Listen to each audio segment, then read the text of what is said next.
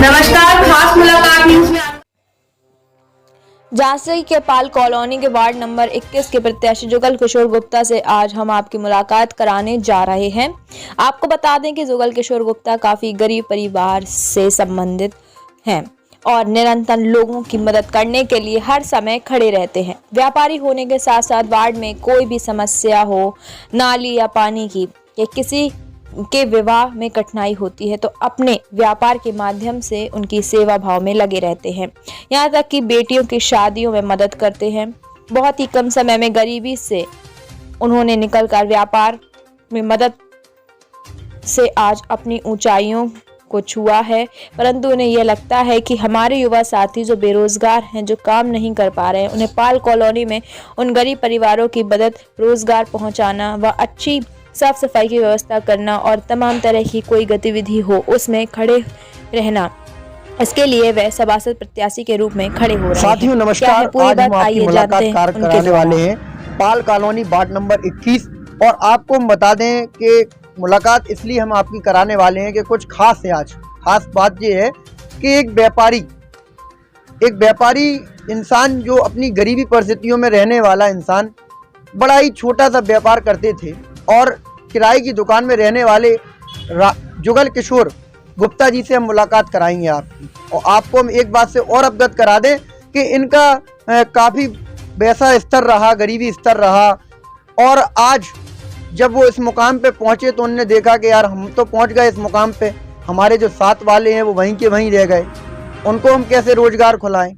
भाई इतना इनके पास इतना समय नहीं था, इतना पैसा नहीं है कि जो दूसरों को दे पाएँ कि लो भाई हम पैसे दे के तुम्हारी मदद कर सकें। तो उनने ये सोचा कि जब वार्ड में इतनी समस्याएं हैं, रोजगार नहीं है, गरीबी स्तर है, तो उनने सोचा क्यों ना क्यों हम वार्ड के जरिए यदि अगर हम सभासद बन जाएं तो लोगों की समस्या सॉल्व कर देंगे या उनको परेशानी का सामना ना करना पड़ेगा।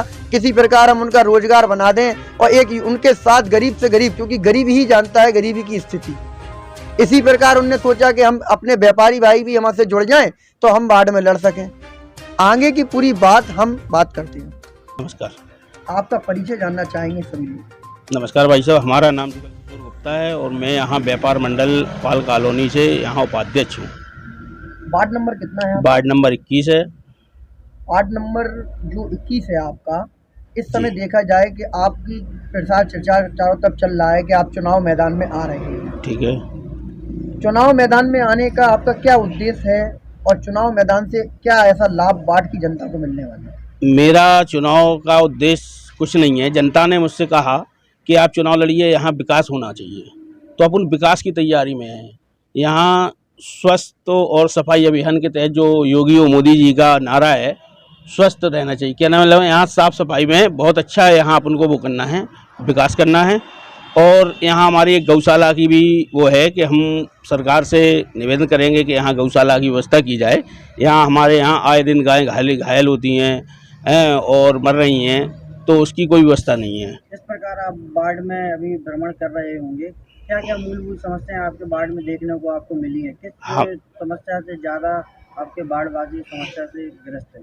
हमारे यहाँ वार्ड में एक तो नालियाँ सारी बंद पड़ी हुई हैं और लाइट की व्यवस्था नहीं है। यहाँ हमारे रेलवे क्रॉसिंग के उस तरफ जाइए तो यहाँ कम से कम 1200-1500 आबादी होगी, तो वहाँ पर अभी खम्भे भी नहीं पहुँचे हैं और नाली की पानी की व्यवस्था नहीं है। यहाँ 4-5 हेडपम्प लगे भी हैं तो वो सारे खराब पड़े हैं, तो आदमी कुओं से पानी भर के लाता है। की शिकायत आपने वर्तमान पार्षद को नहीं बताई? वर्तमान पार्षद जो हैं उनका काम क्या है? उनसे कहा लेकिन वो कोई सुनते ही नहीं है। उनसे कहो तो वो कहते हैं भाई हमारी कोई सरकार नहीं है तो हम क्या कर सकते हैं, हम काम करा रहे हैं, हमने काम कराए हैं, आप देख सकते हैं, जानकारी कर सकते हैं, लेकिन यहाँ कोई काम नहीं हो रहा पाल कॉलोनी पे। आप वार्ड में कब से निवास कर रहे हैं? इस वार्ड में मुझे 5 साल हो गई है इस वार्ड में। इसके पहले मैं किराए से रहता था दतिया गेट बाहर। हाँ, और 5 साल मुझे यहाँ पे व्यापार करते हो गई हूँ और यहीं पे हमने छोटा मकान बना लिया अपना। एक व्यापार करते समय आप जब गलियों क्षेत्रों में जब जा रहे होंगे, क्योंकि एक व्यापारी एक बहुत ही वैसा विरोध होता है, आपके पास दिन भर में लोग पूरे आते होंगे वार्ड के, कहीं ना कहीं अब लोग जो आते हैं यहाँ रोजगार की कैसी क्या व्यवस्था है? रोजगार के लिए यहाँ पढ़े लिखे बच्चे हैं जो बेरोजगार, यहाँ कोई साधन नहीं है, कोई फैक्ट्री नहीं है, और यहाँ के आदमी बाहर जाते हैं, बाहर जाके अपना रोजी रोटी बच्चों का पेट पालते हैं। तो हम ये चाहते हैं सरकार से कि मुख्यमंत्री जी से कि यहाँ पे कोई ऐसी एक फैक्ट्री डल जाए जिससे हमारे यहाँ के जो बेरोजगार बाहर जाते हैं और बाहर जाके परेशान होते हैं, तो यहीं पे उनको रोजगार मिल जाए तो अपने घर पे रहेंगे और सारा यहीं काम चलता रहेगा और यहाँ की जनता खुश रहेगी। अभी आप ये मैं देख रहा हूँ आपके यहाँ मैंने देखी कि जिन जो बाढ़ की लिस्टें हैं, लोग जो नए नए प्रत्याशी जो वो दावेदारी कर रहे हैं, यानी कि जो साथ में हैं दे, तो आप उनके बीच में एक प्रखंड होकर खड़े हुए हैं, तो क्या लगता है यदि अगर भाजपा से अगर आपको टिकट नहीं मिलता है तो क्या आपकी दावेदारी रहेगी क्या? मैंने भाजपा से टिकट मांगा जरूर है, लेकिन जनता ने मुझसे कहा है कि भाई साहब आपको लड़ना है। अगर पार्टी मुझे चाहेगी तो हम उससे टिकट मिलेगा तो हम लड़ेंगे। जनता इतना आपको जो सपोर्ट दे रही है, यदि अगर नहीं मिलता है टिकट तो फिर क्या आप नहीं लड़ेंगे? अगर ये तो जनता के ऊपर है, अगर जनता मुझसे कहेगी तब भी हम लड़ेंगे।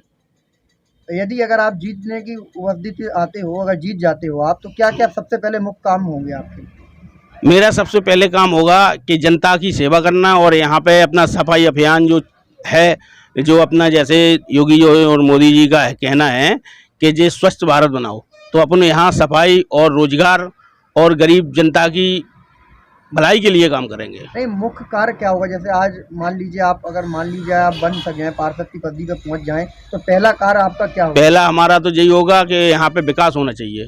विकास किस प्रकार करेंगे?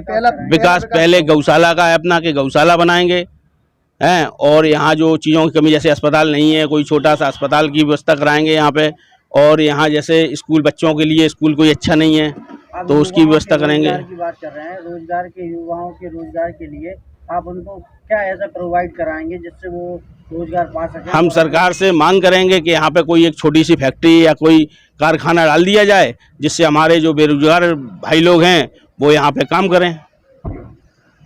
और भी बात अगर आप बाढ़ तक पहुंचाना चाहते हो हमारे चैनल के माध्यम से, या कोई जन संदेश हो तो आप कह सकते हैं। बस हम यही चाहेंगे कि अगर जनता ने मुझे चाहा तो इस बाढ़ को हम स्मार्ट सिटी के हिसाब से बहुत अच्छा सुरक्षित बाढ़ बनाएंगे।